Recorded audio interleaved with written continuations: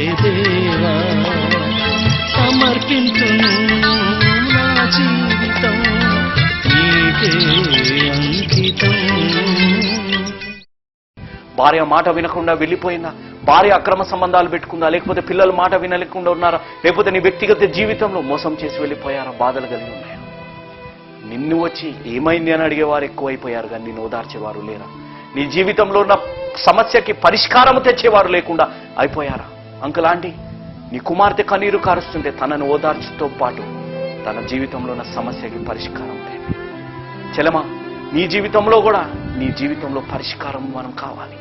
ఓదార్పు, అక్కడ హన్నా గారికి భర్త ఓదార్పు ఇచ్చిన ఓదార్పు పడలేదు, కానీ దేవుడు ఓదార్పు, దేవుడి యొక్క సన్నిధి అనుభవించినప్పుడు తను ఓదార్చబడ్డాడు. ఈరోజు నీ జీవితంలో ఆ కార్యం జరగాలన్న ఆశ కలిగి ఉన్నావా? ఈరోజు నీపై ఏ లేనిపోని నిందలు వచ్చి ఉండొచ్చు.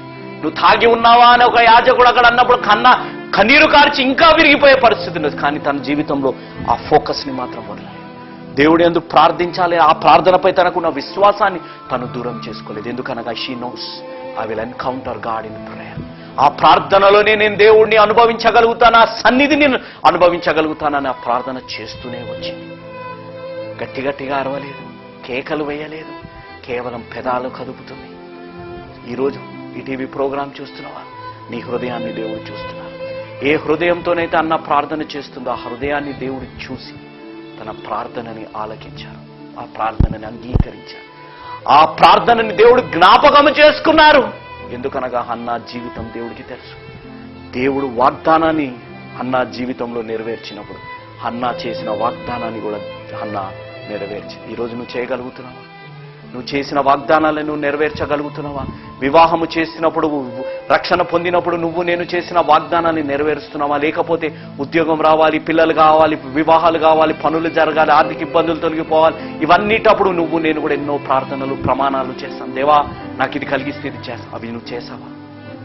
నేను చేయలేకపోయాం, కానీ ఈరోజు దేవుడికి ఒక అవకాశం ఇస్తున్నాను. ఆయన కృపలో నిన్ను ఉంచడానికి దేవుడు ఆశ కలిగి ఉన్నారు. ఏ కృపలో అయితే హన్నా గారు ఉన్నారు, సమస్తము తన మంచి కోసమే జరిగేటట్టు చేశారు.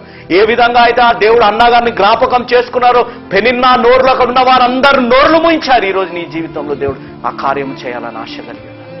అలాంటి గొప్ప కార్యం ఈరోజు నీ జీవితాల్లో జరగాలి. దేవుడు ఈరోజు నీ ప్రార్థనని దేవుడు జ్ఞాపకం చేసుకోవాలి. ఈరోజు ఏ విధంగా అయితే ఒక ప్రార్థన హన్నా జీవితాన్ని మార్చేసింది, ఆ విధంగా ఈరోజు నువ్వు చేసే హృదయ పరిశుద్ధతతో చేసే ప్రార్థన నీ జీవితంలో మార్పు తేవాలి. అనగా ఇదే అనుకూల సమయం, ఇదే రక్షణ దినం. ఉన్న పాటున ఉన్న చోటున మన పాపాల్ని మనం ఒప్పుకోగలిగితే, దేవుణ్ణి సొంత రక్షకునిగా అంగీకరించగలిగితే, దేవుడు ఈరోజు నీ జీవితాన్ని మార్చాలని ఆశ కలిగి ఉన్నాడు. నీ హృదయంలో ఉన్న ప్రతిదీ ఏలి యాజకుడు అన్న మాట, జీవం కలిగిన దేవుడి పట్ల నువ్వేవైతే అడిగావో నీ జీవితంలో జరుగునుగాక అన్నారు.